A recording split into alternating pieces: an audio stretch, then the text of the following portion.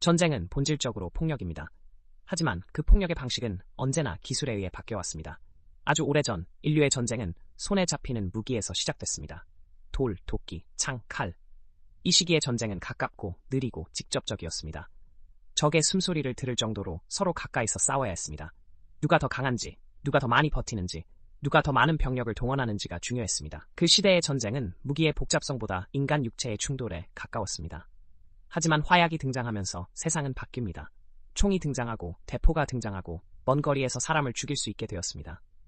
이 변화는 단순한 무기 교체가 아니었습니다.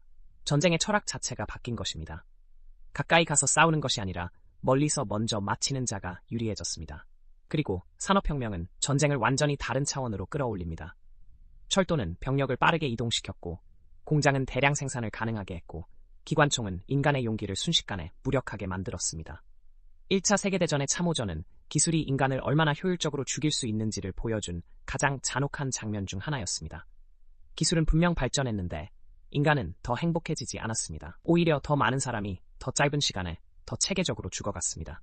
그리고 2차 세계대전, 전차, 전투기, 잠수함, 레이더, 암호 해독. 전쟁은 이제 완전히 시스템의 싸움이 됩니다. 그리고 마지막에는 핵무기가 등장합니다. 핵은 전쟁의 목적 자체를 뒤틀어버렸습니다.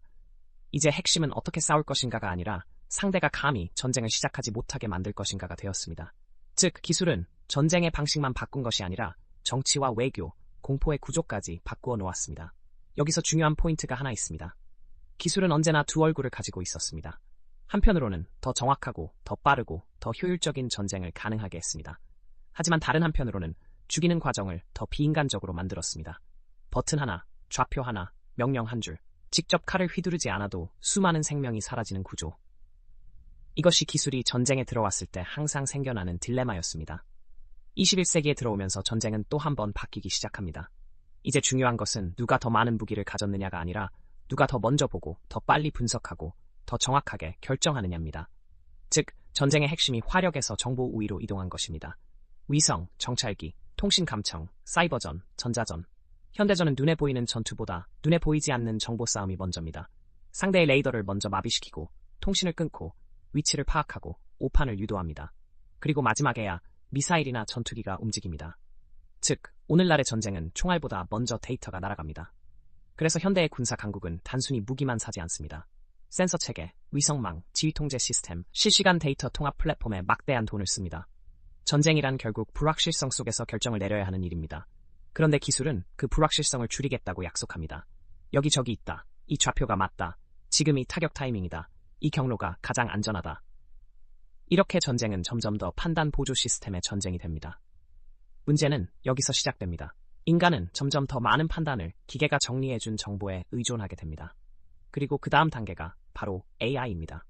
러시아와 우크라이나 전쟁은 현대전의 전환점을 보여준 대표적인 사례로 자주 언급됩니다. 왜냐하면 이 전쟁은 우리가 그동안 영화에서만 보던 장면이 아니라 실제로 대량의 드론이 매일 전장 위를 날아다니는 시대를 보여줬기 때문입니다. 예전에는 전쟁에서 공중우위라고 하면 전투기, 폭격기, 헬리콥터가 떠올랐습니다. 하지만 우크라이나 전쟁은 그 공식을 바꿔놓았습니다. 저렴한 드론 하나가 고가의 장비를 찾아내고 좌표를 보내고 직접 폭약을 떨어뜨리기도 했습니다. 드론은 단지 날아다니는 카메라가 아니었습니다. 드론은 정찰병이 되었고 포병의 눈이 되었고 때로는 소형 미사일이 되었습니다. 더 무서운 점은 비용 구조였습니다. 상대적으로 싼 장비가 엄청나게 비싼 무기를 무력화할 수 있다는 점. 이건 군사 전략을 완전히 흔드는 변화입니다. 왜냐하면 전쟁은 늘 비용 대비 효과의 게임이기도 하기 때문입니다. 일대가 수십억, 수백억 원인 장비가 저렴한 무인기와 소프트웨어 조합에 흔들린다면 누구나 다시 계산하게 됩니다. 정말 큰 무기만 사면 되는가?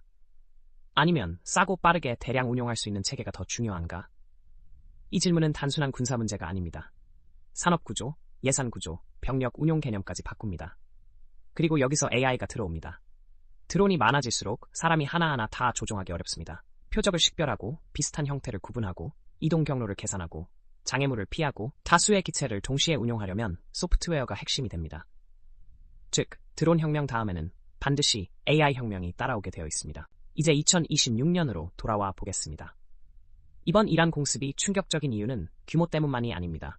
그 안에 들어있는 작전의 방식 때문입니다. 초기 보도에 따르면 미국과 이스라엘은 대규모 항공 전력과 정밀 타격 체계를 이용해 이란의 핵심 군사 목표를 연속적으로 타격했습니다.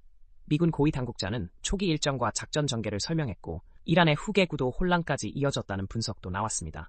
이것은 단순히 전투기가 가서 폭탄을 떨어뜨렸다는 이야기가 아닙니다. 그 전에 이미 엄청난 양의 정보가 수집됐을 가능성이 높습니다. 위성 영상, 신호 정보, 통신 패턴, 열 감지, 이동 경로, 시설 구조, 방공망 배치. 그리고 이 모든 데이터는 인간 장교 몇 명이 수기로 정리하는 방식으로는 처리하기 어렵습니다. 바로 여기서 AI 기반 분석이 빛을 발합니다.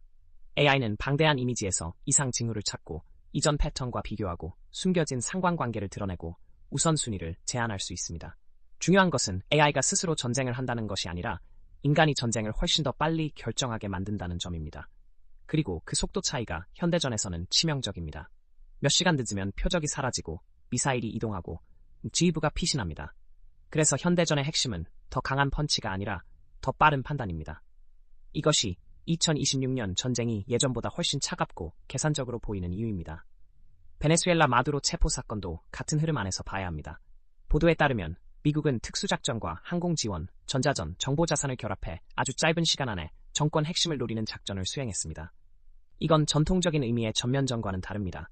대규모 병력을 장기간 투입하는 방식이 아니라 상대의 중심을 짧고 강하게 끊어내는 방식입니다.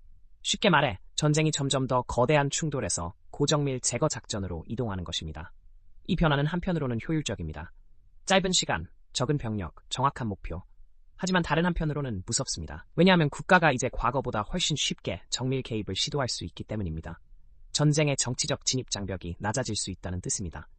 예전에는 전쟁을 하려면 엄청난 병력, 물자, 시간, 정치적 비용이 필요했습니다. 하지만 기술이 고도화될수록 지도부는 이렇게 생각할 수 있습니다. 짧게 끝낼 수 있다. 표적만 제거하면 된다. 확전 없이 통제 가능하다. 문제는 역사상 전쟁은 자주 그렇게 시작됐다는 것입니다. 처음에는 짧을 것 같았고 통제 가능해 보였고 정밀할 것처럼 보였습니다. 하지만 전쟁은 늘 예상 밖으로 흘러갑니다. 그래서 정밀 기술은 평화를 보장하지 않습니다. 오히려 전쟁을 더 시도하기 쉬운 옵션으로 보이게 만들 수도 있습니다. 그렇다면 많은 분들이 궁금해하는 질문이 있습니다. AI를 국방에 쓴다는 게 정확히 무슨 뜻인가? 이건 로봇이 총 들고 뛰어다니는 장면만 의미하지 않습니다. 실제로는 훨씬 넓습니다. 첫째, 정보 분석입니다. 수만 장의 위성 사진 속에서 변화된 지형, 새로 나타난 차량, 이상한 움직임을 자동으로 찾아내는 것입니다. 둘째, 표적 식별 보조입니다.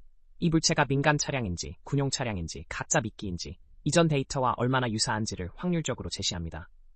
셋째, 작전 시뮬레이션입니다. 어느 경로가 더 안전한지, 어느 시간대가 성공 확률이 높은지, 상대가 어떤 반응을 보일 가능성이 있는지 여러 시나리오를 계산합니다. 넷째, 자율이동과 군집 운용입니다. 드론 여러 대가 서로 충돌하지 않고 움직이고 영역을 나눠 탐색하고 장애물을 피하고 센서 정보를 공유하는데 AI가 핵심 역할을 합니다. 다섯째, 군수와 보급 최적화입니다. 연료, 탄약, 부품, 식량을 어디에 어떻게 배치해야 전력이 끊기지 않는지 계산합니다. 이건 화려해 보이지 않지만 실전에선 매우 중요합니다. 사실 전쟁은 총 쏘는 시간보다 움직이고 공급하고 유지하는 시간이 훨씬 더 많습니다. 여섯째, 사이버 및 전자전 보조입니다.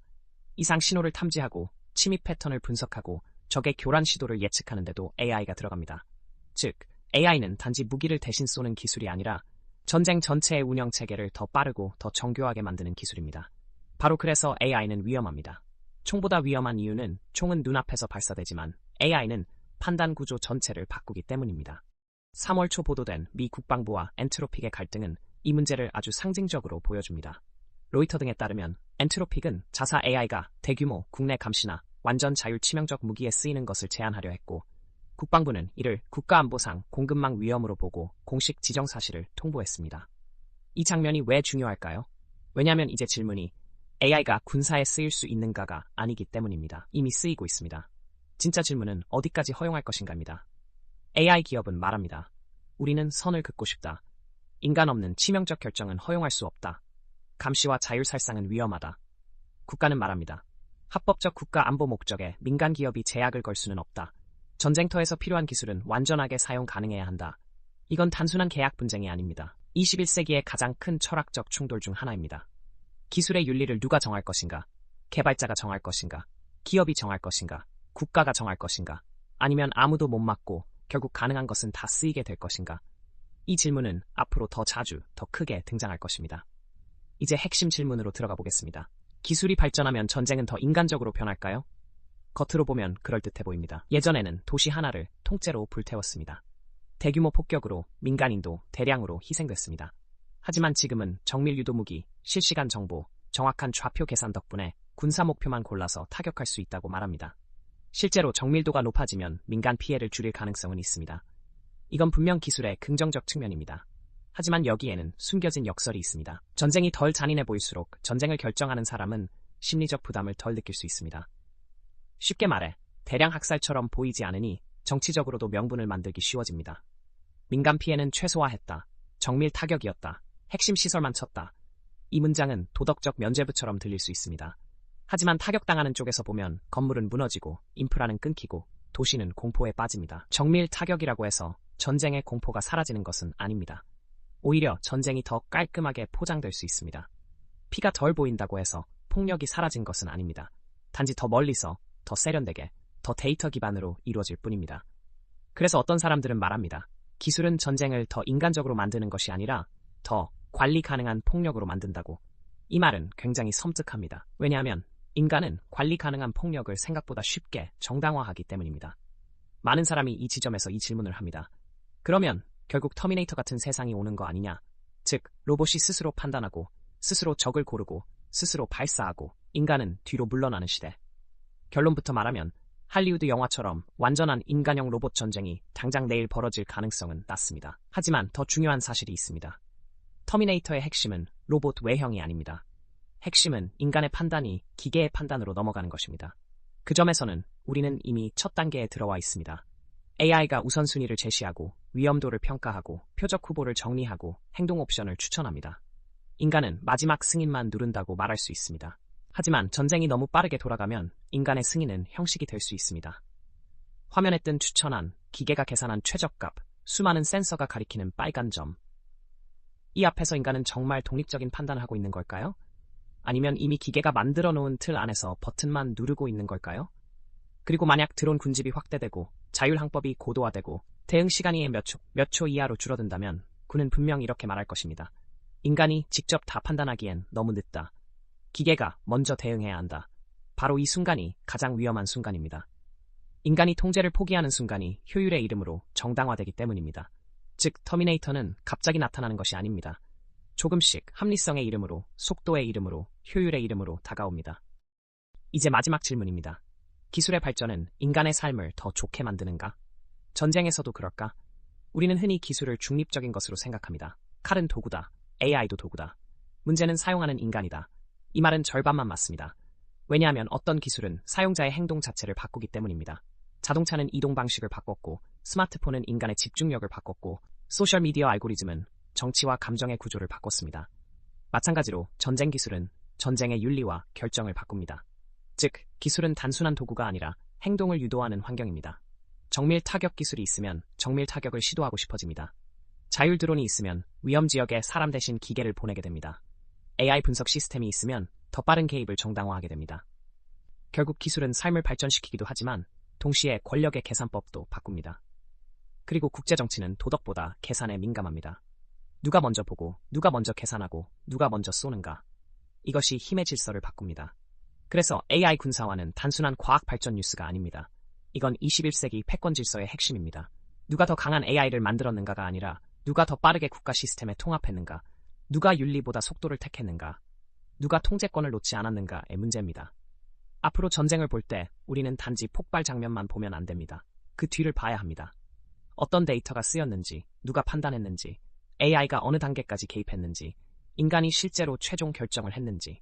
앞으로 중요한 뉴스는 미사일 발사 자체가 아니라 그 전에 어떤 알고리즘이 움직였는가일 수 있습니다. 그리고 기술 기업의 선언도 중요합니다. 어떤 기업은 국방과 적극 협력할 것입니다. 어떤 기업은 선을 긋고 거부하려 할 것입니다. 하지만 국가가 압박하면 그 선은 계속 흔들릴 수 있습니다. 그래서 앞으로의 전쟁은 국가 대 국가만의 경쟁이 아니라 국가, 기업, 알고리즘, 데이터, 윤리가 얽힌 복합전장이 될 가능성이 높습니다. 정리해보겠습니다. 인류의 전쟁은 도끼와 창에서 시작했습니다. 화약이 등장했고 산업혁명이 전쟁을 기계화했고 항공기와 핵무기가 전쟁의 규모를 바꿨습니다. 그리고 이제 전쟁은 데이터와 AI의 시대로 들어가고 있습니다. 우크라이나 전쟁은 드론이 판을 바꾸는 모습을 보여줬고 2026년의 이란 공습과 베네수엘라 작전은 정밀 정보전과 고속 의사결정이 현대전의 중심이 되고 있음을 보여줬습니다. 동시에 엔트로픽과 미 국방부의 갈등은 이제 진짜 쟁점이 AI를 군사에 쓸 것인가가 아니라 어디까지 쓰게 할 것인가라는 사실을 드러냈습니다. 기술은 분명 더 정밀한 전쟁을 가능하게 합니다. 어쩌면 어떤 경우에는 민간 피해를 줄일 수도 있습니다. 하지만 동시에 전쟁을 더 차갑고 더 계산적이고 더 쉽게 선택할 수 있는 옵션으로 만들 위험도 있습니다. 그래서 진짜 질문은 AI가 똑똑한가가 아닙니다. 진짜 질문은 이것입니다. 인간은 이 기술을 통제할 준비가 되어 있는가? 그리고 더 무서운 질문은 이것일지도 모릅니다. 우리는 정말 통제하려고 하고 있는가? 기술은 멈추지 않을 것입니다. AI도 멈추지 않을 것입니다. 전쟁도 아마 완전히 사라지지 않을 것입니다. 그렇다면 남는 것은 하나입니다. 인간이 어디까지 선을 긋고 어디서 멈추며 무엇만은 기계에게 넘기지 않을 것인가? 미래의 전장은 강한 나라가 아니라 더 빠른 알고리즘이 지배할지도 모릅니다. 하지만 미래의 문명은 그 알고리즘 앞에서도 끝까지 인간의 책임을 포기하지 않는 사회가 지켜낼 수 있을 것입니다. 감사합니다.